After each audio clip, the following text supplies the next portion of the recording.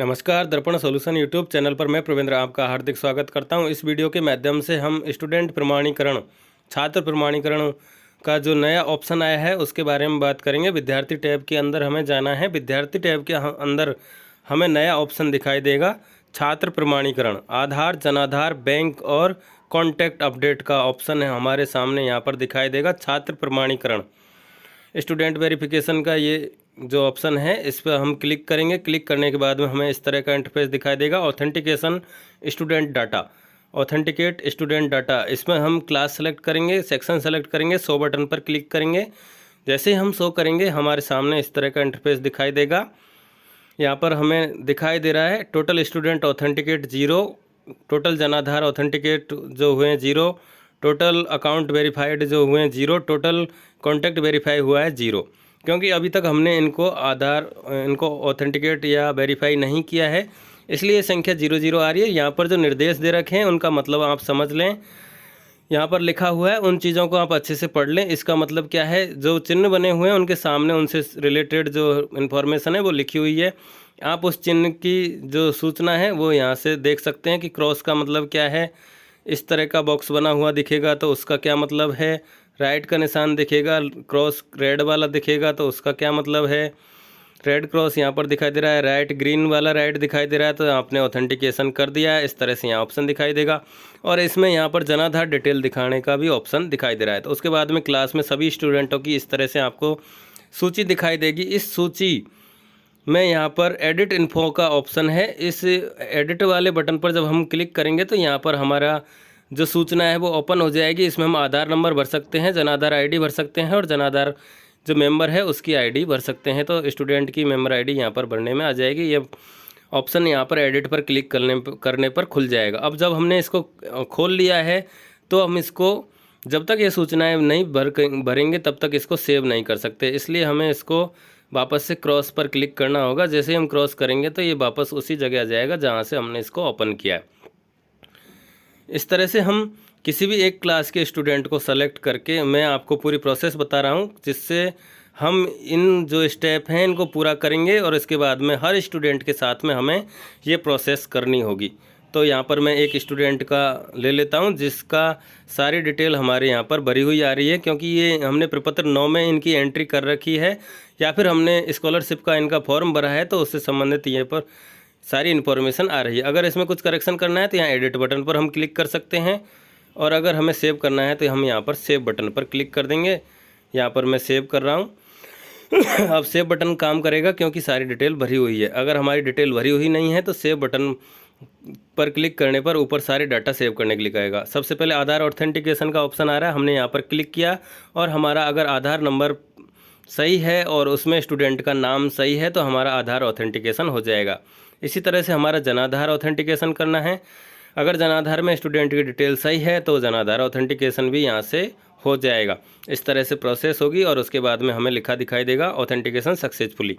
इस तरह से हमने आधार जनाधार दोनों को ऑथेंटिकेट कर लिया है। अब तीसरा नंबर आता है बैंक डिटेल। जैसे हम आधार जनाधार अपडेट कर लेंगे, बैंक डिटेल पर क्लिक करेंगे, बैंक डिटेल हमें यहाँ दिखाई देगी। अकाउंट नंबर दिखाई देगा, बैंक की ब्रांच दिखाई देगी और स्टूडेंट का नाम दिखाई देगा। ऑथेंटिकेट पर क्लिक करना है और अगर डिटेल सही है तो ये हम ऑथेंटिकेट कर देंगे और उसके बाद में अगली स्टेप पर हम चलेंगे। बैंक डिटेल हमारा सक्सेसफुली हो गया है। अब हम क्लोज कर देंगे और यहाँ पर अब कॉन्टैक्ट डिटेल अपडेट करने पर चलेंगे। कॉन्टैक्ट डिटेल में हमें सबसे पहले दिखाई देगा serial number, mobile number, landline number, email ID. तो हमारे पास अगर लैंडलाइन नंबर नहीं है तो हम 00 करके यहाँ पर सेव करना है, क्योंकि स्टार लगा हुआ है। मोबाइल नंबर के भी स्टार लगा हुआ है तो कंपलसरी हैं ये, वरना ईमेल आईडी भी कंपलसरी है। तो सभी स्टूडेंटों के मोबाइल नंबर, लैंडलाइन नंबर और ईमेल आईडी हमें भरने पड़ेंगे। क्योंकि हमारे पास लैंडलाइन नंबर नहीं है इसलिए मैंने इसमें 00 कर दिया है।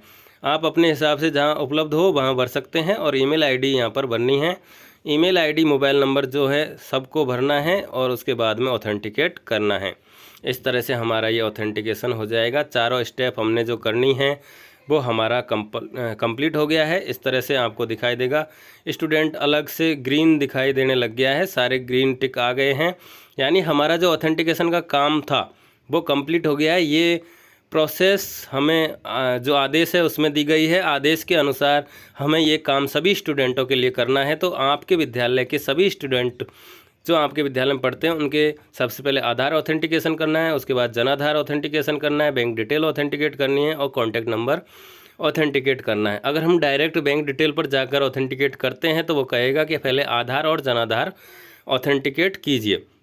इस तरह से हम जिस स्टूडेंट का करना चाहते हैं, किसी के अगर करेक्शन है तो वो करेक्शन हम एडिट बटन पर यहाँ पर दिखाई दे रहा है, उस पर क्लिक करेंगे तो उससे हम यहाँ इसको वेरीफाई कर सकते हैं। अब यहाँ पर देखिए मैंने दूसरे स्टूडेंट का किया है, क्योंकि इसके नाम में और आधार कार्ड के नाम में थोड़ा चेंज है, इसलिए यहाँ पर इस स्टूडेंट का आधार ऑथेंटिकेट नहीं हो रहा है।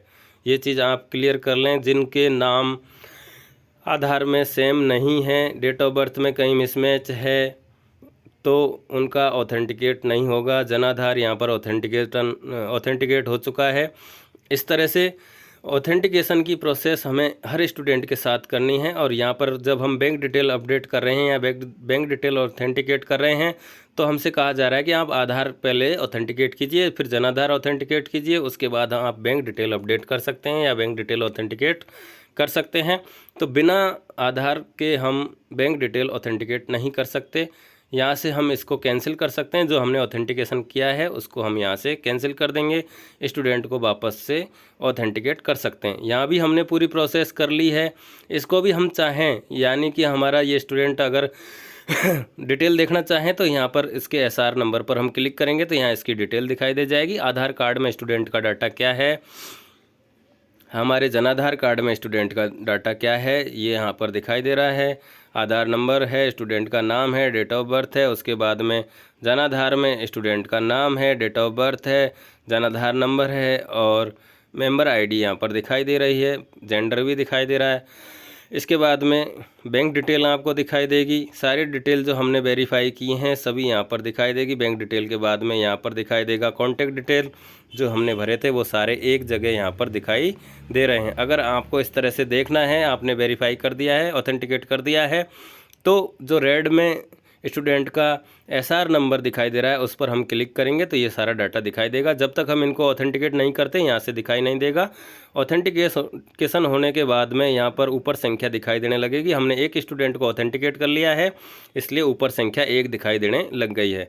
यहाँ पर सारे राइट टिक आ गए हैं। राइट टिक का मतलब है कि जो हम स्टूडेंट है उसका ऑथेंटिकेशन सक्सेसफुली हो गया है।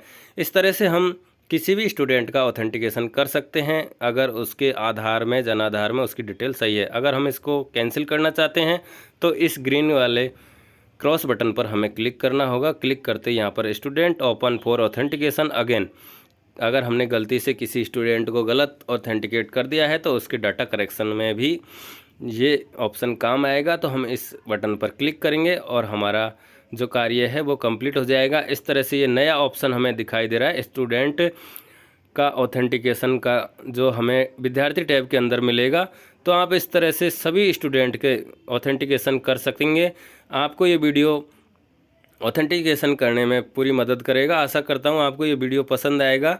अगर वीडियो पसंद आता है तो लाइक ज़रूर करें और हमारे चैनल को ज़रूर से ज़रूर सब्सक्राइब कर लें। इस तरह के वीडियो हम आपको समय समय पर उपलब्ध कराते रहेंगे।